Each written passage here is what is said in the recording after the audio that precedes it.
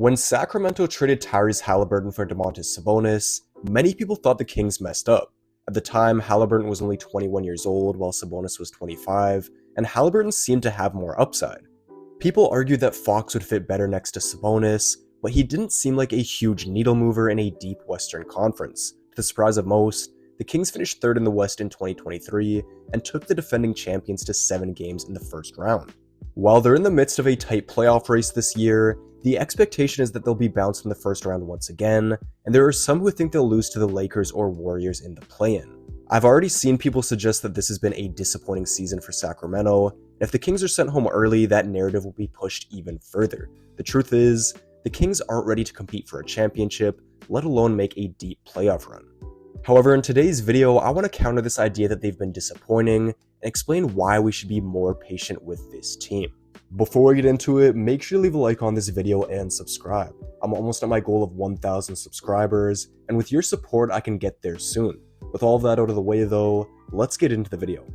By making the playoffs last season, the Kings ended a 17-year playoff drought.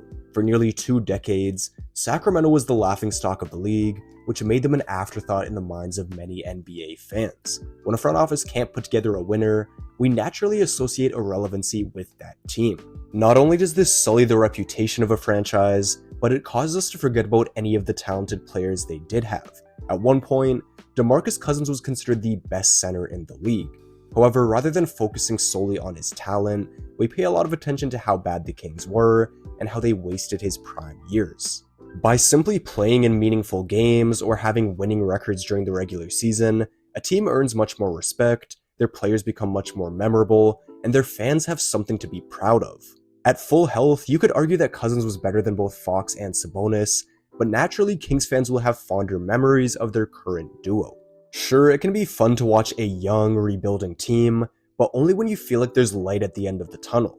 That wasn't the case for many years in Sacramento, and while they aren't winning a title this year, they're improving their reputation around the league and giving their fans meaningful basketball to watch.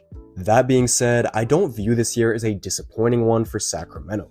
There's a good chance they're a playoff team with a winning record for the second straight year, which is huge for them.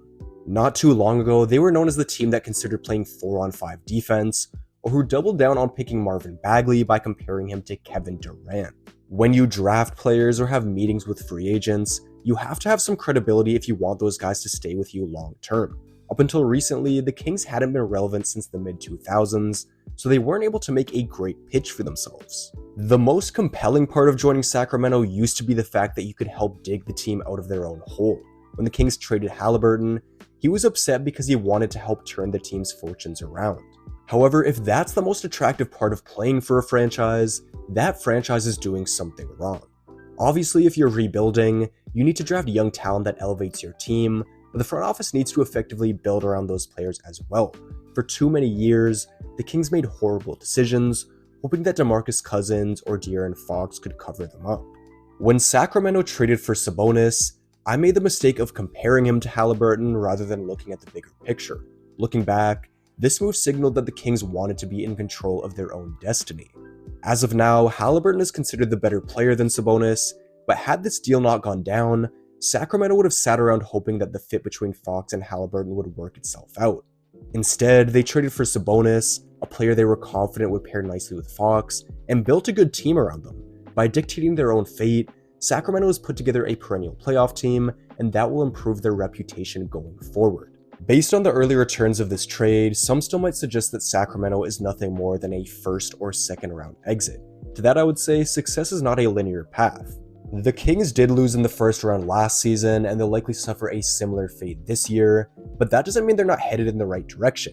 There are many teams that achieve success prematurely, only to fall back down to earth later on. Just because you have 1 to 2 deep playoff runs, it doesn't make you a contender, just like having 1 to 2 first round exits doesn't put a cap on your ceiling. What the Kings need to figure out is how to be more consistent. While they're 8-5 against the top 4 teams in the West, they have plenty of bad losses too. They've lost to Portland, Charlotte, and Detroit, and they've had terrible fourth quarter collapses against the Suns and Bulls. Part of this falls on the players, but the coaching staff deserves blame too. The Kings recently had a players-only meeting, which they followed up with a win in Minnesota. However, just a few days later, they blew a 22-point fourth quarter lead to Chicago on their home floor. As a coach, you can't preach accountability to your players but allow things like this to happen. I know the coach isn't physically out there on the floor, but they are responsible for preparing their team, making adjustments, and putting out the right lineups. While the Kings have done plenty of good the past 2 years, they won't reach the next level if they keep getting comfortable and playing down to their competition. Even with their inconsistencies, I like the foundation this team has. At 26 and 27, Fox and Sabonis are just entering their primes. They also have a 23-year-old Keegan Murray who's developing into a very good two-way player, and they still have their own draft picks at their disposal. The front office has been very conservative over the past 2 years, but now that they've had a 2-year sample size to evaluate this team, I expect them to make more aggressive moves to improve going forward. As a Raptors fan, I can relate to the product Kings fans are watching. I started watching basketball in the late 2000s, which coincided with a 5-year playoff drought for Toronto. The Raptors missed the playoffs from the 08-09 season through the 12-13 season, and only once during that span did they come close to making it. I remember in 2010, the Raptors were competing with the Bulls for the 8th seed. Conveniently, game 80 out of 82 was against Chicago, and in all likelihood the winner of that game would make the playoffs. Even though the reward would have been a matchup against the number 1 seed Cavs, it was still exciting to watch. For me, a potential playoff berth felt like a legitimization of the team I supported. Sure, Toronto probably would have been swept had they made the playoffs, but making it would have felt like a milestone as a fan. When they eventually made the postseason in 2014, it was exciting to witness that playoff atmosphere and watch my team compete in high-stakes basketball. While they lost to Brooklyn in 7 games, it felt like this team had a great future. That being said, expectations were high for the following year. The Raptors got off to a hot start with a 24-7 record, which was good for first in the East. Unfortunately, they would go 25-26 for the rest of the season and get swept by the Wizards in the first round. At this point, Toronto was seen as nothing more than a solid regular season team, similar to how Sacramento is viewed now. While things looked bleak with this core, the Raptors would go on to have 3 straight seasons with at least 51 wins, and in 2016 they were 2 wins away from reaching the finals. They were able to do this by staying patient, drafting well, and signing productive role players in free agency. The Kings aren't going to sign any star free agents, but if they follow the same formula that the Raptors did, they can iron out their weaknesses. It's never a smooth path on the road back to competitiveness, which is exactly what the Kings are learning now. Ultimately though, this is the first time in a long time that Sacramento has had a good basketball team. Sure, there are definitely things they can improve on, but considering how long they struggled for, we should appreciate what they're doing right now. If we learned anything from their playoff series last year, it's that Sacramento has one of the best fan bases in the league. Even though I'm not a Kings fan, that's a fan base I want to prop up and rally behind. Not only do they deserve to have a good team, but they deserve to enjoy it as well. By judging the Kings so harshly, not only are we diminishing one of the better comeback stories in recent years, but we're also dismissing the fact that they have room to grow. Sacramento has Fox and Murray signed until 2026, and Sabonis locked up through 2028. The Kings may not have taken the jump people wanted to see from them this year, but they'll have many chances to progress in the future.